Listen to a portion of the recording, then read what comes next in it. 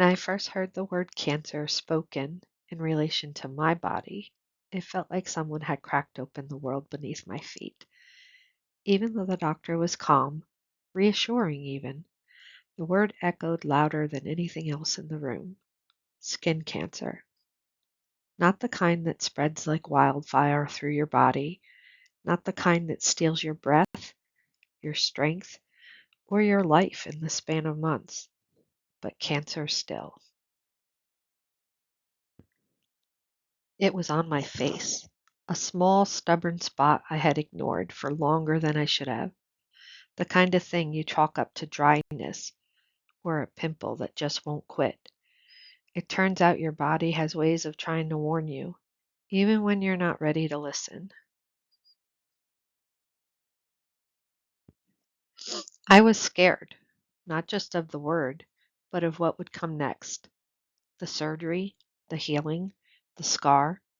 And here's the part that feels hard to admit, even now. I was worried about how I'd look afterward. There's a guilt that comes with that kind of fear, because when you're lucky enough to have a highly treatable cancer, and when you know there are people out there fighting for their lives with stage 4 diagnoses, it feels selfish, vain even, to be concerned about something as trivial as your face.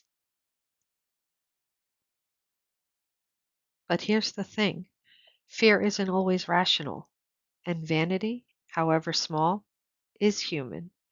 Our faces are part of ourselves we present to the world. Mine has changed now.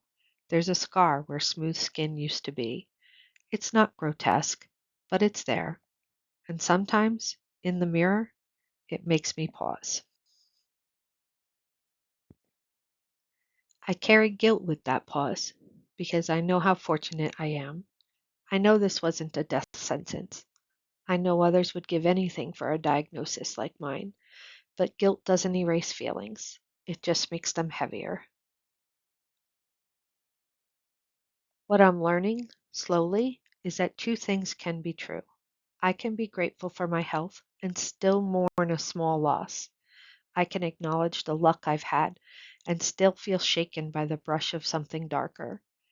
I can honor the battles others are fighting and also give myself compassion for the one I faced. Cancer, even in its lesser forms, leaves marks on skin, on the mind, on the way you see yourself.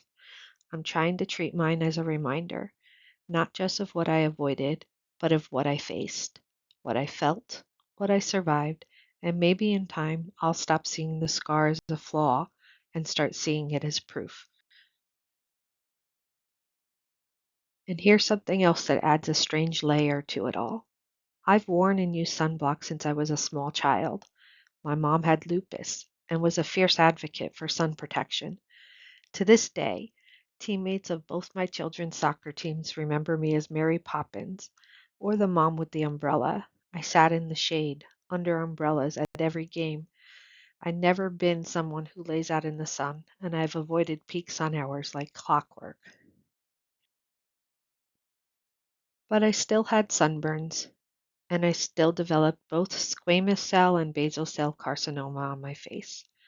It's a reminder that even when you do many things right, life sometimes has its own plans. That cancer doesn't always come with a flashing warning sign, and that caution doesn't always mean immunity. But it also reminds me of strength, of facing fear, of letting myself feel every emotion that came with it, and of finding peace, even in the mirror. Today I carry the scar, but I also carry perspective. And maybe that's the real mark cancer left on me, a deeper sense of empathy for others and for myself.